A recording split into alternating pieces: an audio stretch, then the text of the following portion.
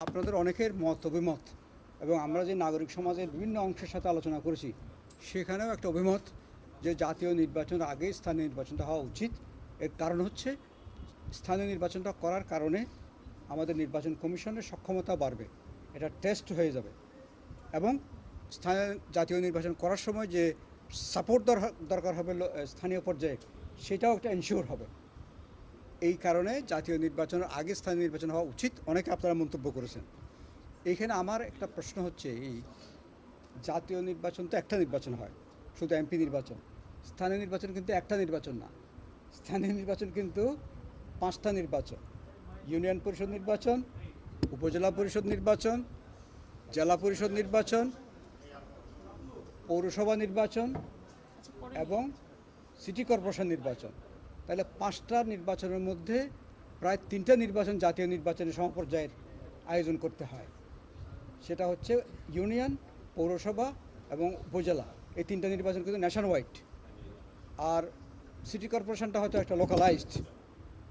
এখন যে অর্থ জেলা পরিষদ আছে সেই জেলা পরিষদটা আসলে কোনো নির্বাচনই না এটা। তাহলে এখন এত সংস্কার হচ্ছে, এইগুলোকে সংস্কারটা শেষ না করে যদি আমরা স্থানীয় নির্বাচনে যাই তাহলে কিন্তু সংস্কারটা ঝুলে যাবে। সংস্কারটা কেমনে ঝুলে যাবে?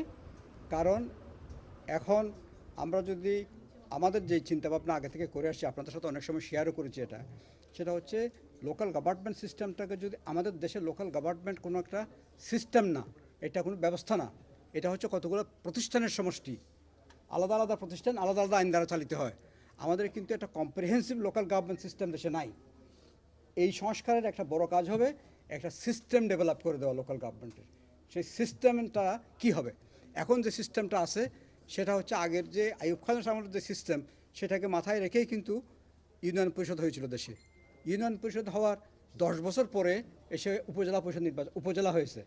উপজেলা হওয়ার আবার কয়েক বছর পরে, প্রায় আরও 10 বছর পরে জেলা পরিষদ হয়েছে। সিটি কর্পোরেশনটা বারবার পরীক্ষা নিরীক্ষা করে হয়েছে।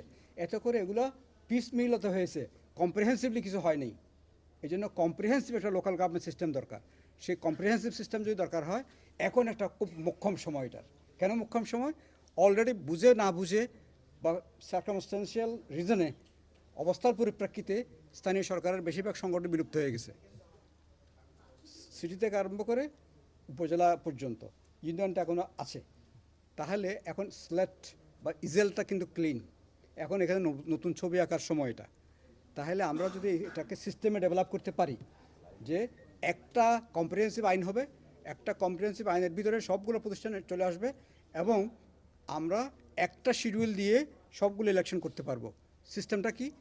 আগে আমরা নির্বাচন করেছি মেয়র ইলেকশন, উপজেলা ইলেকশন, পৌরসভা ইলেকশন হচ্ছে বা সিটি ইলেকশন হচ্ছে, সেটা আপনি বলছেন না, মেয়র ইলেকশন। কারণ সকল আলো গিয়ে পড়ছে মেয়রের উপরে। ঠিক ইউনিয়ন পরিষদ ইলেকশন হচ্ছে, উপজেলা পরিষদ ইলেকশন হচ্ছে, বলি আমরা পপুলারলি বলি চেয়ারম্যান ইলেকশন। তার মানে অন্য সবগুলো শেষ। এখন বিশ্বব্যাপী যেখানে লোকাল গভর্নমেন্ট সফল, দূরে যাওয়ার দরকার নাই। ভারতের আমাদের পাশের রাজ্যগুলো, কলকাতা, পশ্চিমবঙ্গ, ত্রিপুরা, এগুলোও দেখেন, ওখানে কিন্তু সরাসরি মেয়র এবং চেয়ারম্যান নির্বাচন হয় না। পার্লামেন্টারি সিস্টেমে কাউন্সিলর এবং মেম্বার নির্বাচিত হয়। মেম্বার এবং কাউন্সিলররা পরিষদে গিয়েই কিন্তু তাদের এক্সিকিউটিভ কমিটি নির্বাচন করেন। আমরাও সেই সিস্টেমটা চালু করতে চাই। তাহলে নির্বাচনটা অনেক বেশি লেস এক্সপেন্সিভ হবে, অনেক ব্যয় সাশ্রয়ী হবে, সময় সাশ্রয়ী হবে, এত জনবল লাগবে না।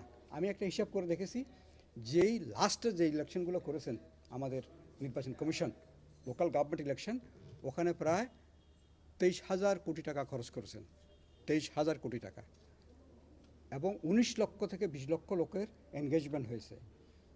এতগুলো শিডিউল করতে গিয়ে প্রায় 225 দিনের মতো সময় লেগেছে। এই জিনিসটা আমরা যদি এই রিফর্মটা করি, লোকাল গভর্নমেন্টটাকে যদি আমরা পার্লামেন্টারি সিস্টেমে নিয়ে আসি, তাহলে ইউনিয়ন, উপজেলা, জেলা, পৌরসভা, সিটি কর্পোরেশন এগুলো একই শিডিউলে যদি করতে পারি, তাহলে আমার খরচ চলে আসবে 600 কোটি টাকার মধ্যে। লোক লাগবে 8 লাখ, দিন লাগবে 45 দিন। তাহলে এই সিস্টেমে যাওয়ার পরে যদি আমরা যদি আমাদের একটা লোকাল গভর্নমেন্ট কমিশন হয়েছে, ইলেকশন কমিশনও কিন্তু এই কাজটা কিছুটা টাচ করতে পারে, অন্তত ইলেকশন অংশটা। আর ওখানে হয়তো কম্প্রিহেন্সিভলি আসবে। এটা যদি আপনি 3-4 মাস 6 মাস সময় দিয়ে একটা অর্ডিন্যান্স করে লোকাল গভর্নমেন্ট আইনটা করে ওই যে ইলেকশনটা যদি যান তাহলে কিন্তু ন্যাশনাল ইলেকশনের আগে লোকাল ইলেকশন করা সম্ভব। অথবা বর্তমান সময়ের যে যা আছে তার আগে যদি ইলেকশন করতে যান 5টা শিডিউল দিয়ে 5টা নির্বাচন করতে হবে। এই 5টা নির্বাচন করে ন্যাশনাল ইলেকশনের আগে এটা সম্ভব কিনা আমার প্রশ্ন আছে। এটা শুধু ইলেকশন সম্পর্কে কথাটা বললাম, ওটা তো হবে একজন পার্লামেন্টের যিনি মেম্বার তার যে সংবিধান অনুযায়ী যে ক্ষমতা কাজ তার আওতা কাজের আওতা তার মধ্যে কিন্তু লোকাল গভর্নমেন্টের লোকাল লেভেলের ডেভেলপমেন্ট তার কিন্তু পর্যায়ে পড়ে না। এটা কিন্তু এক্সিকিউটিভ ফাংশন। উনি করবেন মানুষকে জবাবদিহিতার মধ্যে আনা। এমপির একটা কাজ হচ্ছে সমস্ত সরকারের সমস্ত বিষয়গুলোকে জবাবদিহিতার মধ্যে আনা। তো উনি যদি নিজে ডেভেলপমেন্ট করেন তাহলে উনি তার কনফ্লিক্ট অফ ইন্টারেস্ট হলো, উনি জবাবদিহি করাবেন কাকে? সুতরাং এটা থাকতে পারে না, বর্তমান কনস্টিটিউশন অনুযায়ী পারে না এটা। কিন্তু এগুলো বাইফার্কেট আমরা বাইপাস করেছি আলাদা আলাদা করে প্রত্যেকটা মিনিস্ট্রি থেকে যখন এটা অ্যালোকেশন দেওয়া হয় লোকালি তখন কিন্তু লিখে দেয় যে এমপির উপদেশ গ্রহণ করবেন।